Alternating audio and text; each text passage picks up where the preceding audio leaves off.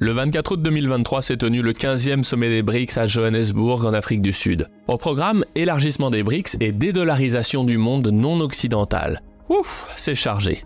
Que penser de tout cela? S'agit-il d'une révolte? Non, sire, c'est une révolution. Au-delà des déclarations, est-ce un projet réaliste? Le dollar reste une monnaie qui s'appuie sur une industrie de la finance aussi forte qu'elle est techniquement en pointe. Et qu'est-ce que cela signifie élargir les BRICS à d'autres pays lorsque l'on sait que les membres actuels font face à de très grandes difficultés pour s'organiser tant ils partent de loin? Dans ce cas-là, il faut toujours retourner aux fondamentaux pour se demander quels sont les objectifs de fond sur le sujet des BRICS. Quels problèmes cherche-t-on à résoudre avec une monnaie ou un système monétaire commun? Et pourquoi de nouveaux membres comme l'Arabie Saoudite et l'Iran, qui ne peuvent pas se voir en peinture et s'entretuent via le Yémen depuis tant d'années, cherchent à faire quelque chose ensemble? Ce conflit qui est de nature religieuse à la base, puisque l'Arabie Saoudite est sunnite et que l'Iran est chiite, pourrait-il être relégué au second plan face à la promesse du projet des BRICS? Alors tout d'abord, notons que le premier argument à l'union des BRICS, c'est la nécessité de s'extraire de l'influence américaine. On pense évidemment à son armée, à son hard power, puisque les BRICS n'ont pas oublié l'exemple de Muammar Kadhafi et de la mort subite de Saddam Hussein. Et tout comme ils n'ont pas oublié que si Bachar el-Assad est encore en vie, c'est grâce à la Russie. Mais les BRICS ont aussi peur du soft power américain monétaire, qui cause tant de troubles aux économies en développement qui ont des monnaies fragiles. Pour les pays en développement qui ont besoin d'une forte croissance, le problème d'un monde exclusivement libellé en dollars, c'est que votre économie peut rentrer dans une crise terrible par le jeu des taux de change et des taux d'intérêt. L'électrochoc majeur qui a secoué l'Asie et dont la Chine a tiré toutes les leçons, c'est la crise asiatique de 1998. La situation est assez simple dans le fond. Dans les années 90, l'Asie se développe avec une forte croissance et elle s'endette en dollars pour la financer. Dit autrement, elle importe beaucoup plus qu'elle n'exporte et ses comptes extérieurs en devises se dégradent. Or, pour payer les intérêts d'une dette dans une monnaie étrangère, il vous faut des rentrées d'argent dans cette monnaie étrangère.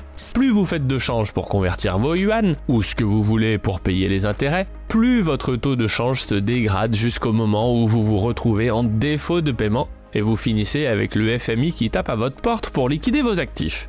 En gros, le FMI débarque chez vous pour vous proposer de vous prêter les dollars qu'il vous manque, mais en échange, vous devez rétablir vos comptes extérieurs, ce qui vous entraîne dans une crise économique terrible. À partir de là, le prix de vos actifs locaux, comme les ports par exemple, baisse fortement, et ce sont souvent des Américains qui les rachètent à pas cher. Autant vous dire que les Chinois ont retenu la leçon avec une certaine amertume en prime. Et c'est à partir de ce moment-là que la Chine a pris sur elle de gonfler au maximum ses comptes en dollars et de devenir l'usine du monde pour être certaine de devenir le plus gros détenteur de dollars au monde. Alors oui, ça fonctionne. La preuve par l'exemple chinois. Le souci, c'est qu'il a fallu sacrifier une génération de travailleurs chinois sur l'autel du dieu dollar. Concrètement, c'est toute la Chine qui s'est serré la ceinture pour vendre sa production à l'Occident à prix cassé en sous-évaluant son yuan pour financer sa croissance. En parallèle, la Chine a pris sur elle de devenir la monnaie de référence dans sa zone d'influence que j'appelle la Chine étendue. Comme vous pouvez le voir, les comptes courants en dollars ont explosé à la hausse durant cette période. Et la Chine a pris sur elle de faire converger les taux de change en Asie autour du yuan afin de permettre des accords de prêt entre ces pays en vue de la dédollarisation du monde non occidental. En conséquence de quoi, l'Asie s'est développée et la Chine a également développé son marché obligataire qui a fini par battre à plate couture la rentabilité du marché obligataire américain et français par la même occasion. Et j'en suis particulièrement content car je recommande les obligations chinoises depuis octobre 2018. Donc si vous faites partie des gens qui ont suivi ce conseil, vous avez gagné environ 50% de plus qu'avec des obligations françaises. Si vous voulez profiter des portefeuilles construits par Didier Darcet tout en disposant des explications précises sur ces mécaniques financières à l'échelle mondiale, nous vous avons préparé une formation gratuite par email sur 7 jours afin de vous aider à faire le point sur votre patrimoine et mieux comprendre notre monde financier. Pour vous abonner à la stratégie grand angle, cliquez sur la fiche qui apparaît en haut à droite de l'écran ou via les liens en description. Et tout cela nous renvoie à une question importante. Pourquoi les BRICS veulent et ont besoin d'un marché obligataire? Si c'est si utile que cela, pourquoi est-ce que la Russie a sacrifié le sien en remboursant religieusement toutes ses dettes entre 2014 et 2019? Pour bien le comprendre, il faut comprendre à quoi sert une monnaie d'État et à quoi sert une banque centrale. Par défaut, la monnaie universelle, c'est l'or. Il s'agit du consensus monétaire le plus largement admis. Par contre, si vous utilisez seulement l'or dans votre pays et que vous venez à en manquer en quantité suffisante, vous pourriez subir une crise économique sévère à cause du manque de monnaie. Un problème financier technique. C'est ce qui est arrivé à l'Espagne au XVIe siècle, aux USA au XIXe siècle ou encore à la Grèce au début des années 2000 si vous remplacez le mot or par euro, sachant que dans les deux cas, c'est une monnaie que la Grèce ne maîtrisait pas. Du coup, les États ont très rapidement compris qu'avoir sa propre monnaie permettait de réguler l'activité économique et de limiter les crises économiques issues d'une crise monétaire. Le premier levier d'une monnaie souveraine, c'est la création monétaire. Mais le deuxième levier, bien plus intéressant car moins connu, c'est le marché de la dette, à savoir la création d'un marché obligataire. C'est sur ces aspects que la Chine et la Russie se sont concentrés ces 15 dernières années. La Russie s'est employée à fermer son marché obligataire en vue d'un conflit intense avec l'Occident depuis les événements de Maïdan en Ukraine, tandis que la Chine s'est employée à le structurer et l'ouvrir légèrement. Ce marché permet aux États de donner un prix au temps sur leur monnaie dans le but de pouvoir gérer la quantité de monnaie circulante. En gros, en réglant le niveau des taux d'intérêt, vous créez une manette de contrôle sur le taux de change lorsque vous attirez des capitaux extérieurs à votre pays. Ou alors, vous pouvez gérer le taux d'activité économique dans votre pays lorsque vous agissez sur des capitaux qui viennent de vos habitants. Prenons la Chine comme exemple pour voir comment elle s'est servie de son marché obligataire pour deux choses. La première, inciter sa population à épargner pour financer le développement de son économie, et la deuxième, sous-évaluer le yuan pendant très longtemps afin de favoriser le développement de son industrie.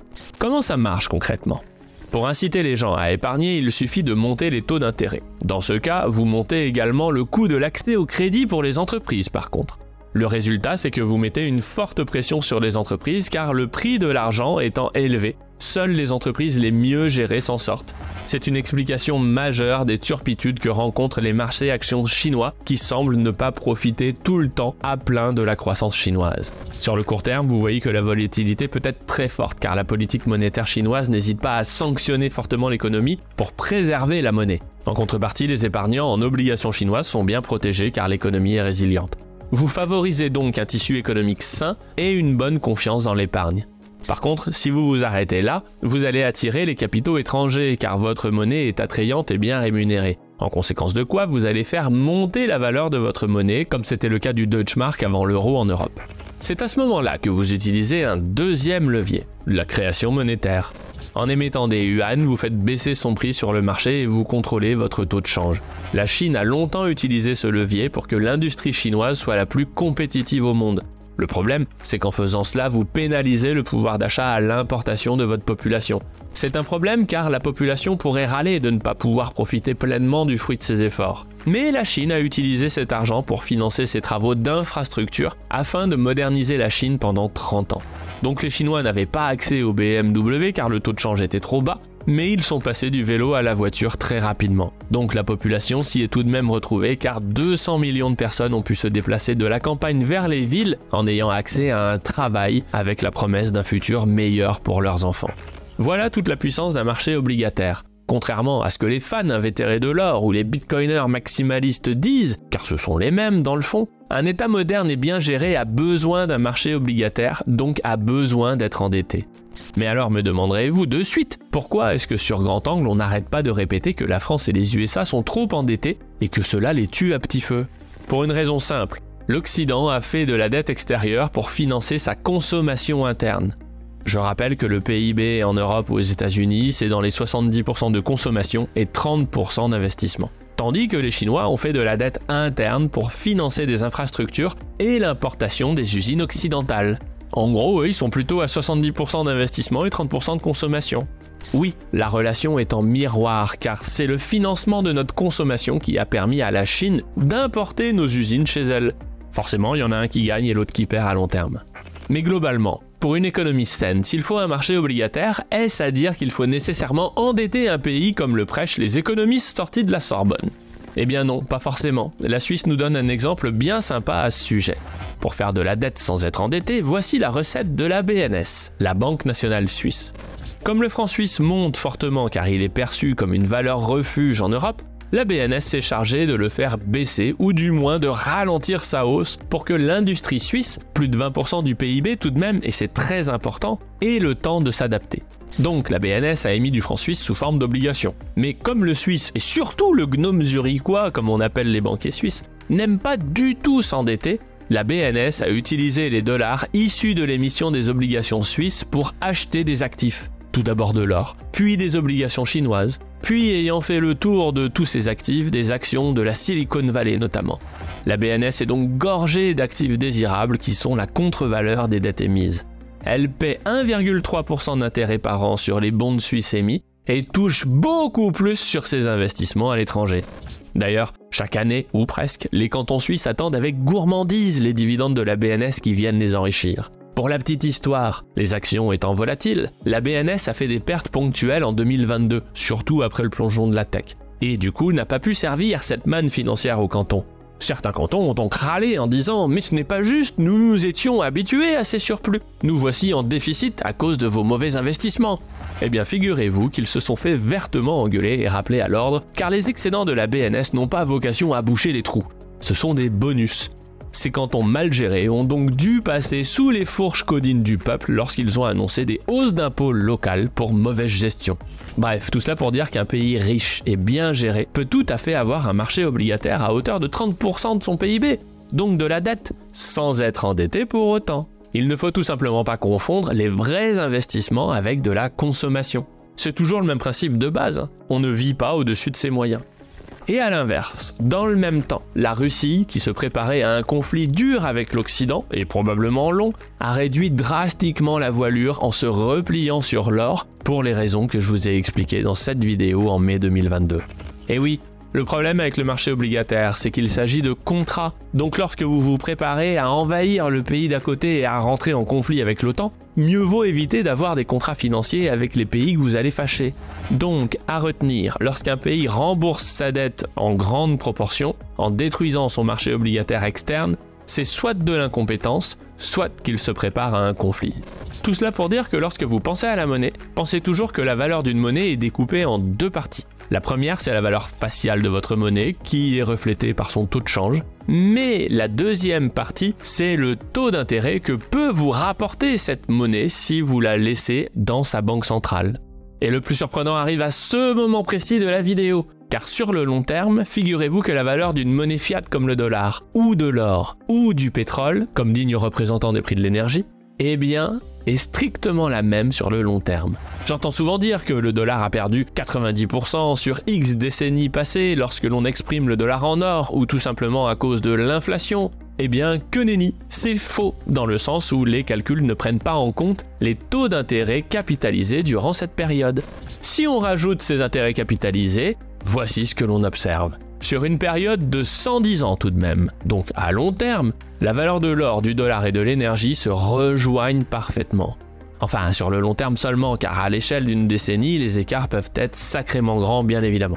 Pour autant, lorsque vous comprenez qu'une monnaie fiat, souveraine, accompagnée de son marché obligataire et de sa banque centrale, est simplement une manette financière pour piloter son économie, vous comprenez bien mieux le projet des BRICS. Pourquoi accepteraient-ils de subir le pilotage financier du dollar comme dommage collatéral pour le pilotage de leur propre pays? Est-ce à dire que les BRICS veulent une monnaie unique ou commune?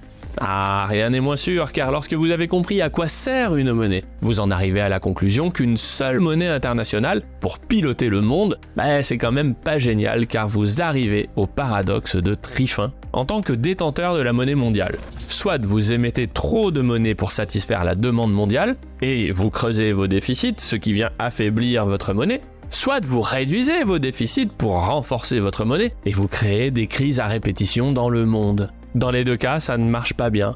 Alors pourquoi avoir fait ce choix lors du congrès de Bretton Woods? Réponse simple, c'était une bêtise, mais cela a procuré une grande puissance aux États-Unis, en reflet de leur puissance de l'époque après-guerre. Mais les BRICS et notamment la Chine savent parfaitement tout cela. Donc penser qu'ils rêvent d'une monnaie unique est très imprudent. Une monnaie commune, à leurs frontières communes, éventuellement. En réalité, ce que l'on observe surtout, c'est que malgré toutes les difficultés que cela engendre, les BRICS cherchent à conclure des accords entre eux afin d'équilibrer le plus possible leurs échanges afin que chacun dispose de sa monnaie chez soi sans créer une monnaie supranationale qui posera les problèmes du dollar à l'échelle du monde ou de l'euro à l'échelle de l'Union européenne. C'est une période très intéressante car les BRICS cherchent à résoudre un vrai problème financier qui peut se résumer à assurer un commerce équilibré entre chaque pays. Mais cela signifie que chaque pays qui a besoin d'importer de l'énergie de Russie ou du Golfe ainsi que des produits de haute technologie de Chine doit également se demander qu'est-ce qu'il peut exporter en contrepartie à l'un des partenaires afin de ne pas développer une dette extérieure insoutenable à long terme. Sachant que le niveau de développement de l'industrie financière de ces pays n'est pas élevé et que la correspondance des besoins entre importation et exportation n'est pas une mince affaire, oui, leur tâche est terriblement complexe. Mais le bon point pour eux, c'est qu'ils s'attaquent au bon problème. De plus, les technologies de l'information actuelles, à savoir Internet associé à une puissance de calcul informatique dont l'humanité n'a jamais disposé jusqu'à aujourd'hui, leur permet de pouvoir imaginer des systèmes de compensation bien plus fins et complexes, et donc bien plus efficients qu'en 1945. Nous sommes donc en train de vivre l'écriture d'une nouvelle page de l'histoire économique réellement palpitante. Et pour aller plus loin, et comprendre à l'inverse comment la France s'est suicidée industriellement parlant, allez voir cette vidéo. Vous comprendrez aisément pourquoi ce n'est pas la Chine qui nous a poussés dans le trou, mais pourquoi la France a volontairement fait un grand bond en avant spontanément sous l'impulsion de ses plus brillants cerveaux issus des grandes écoles d'administration de l'économie.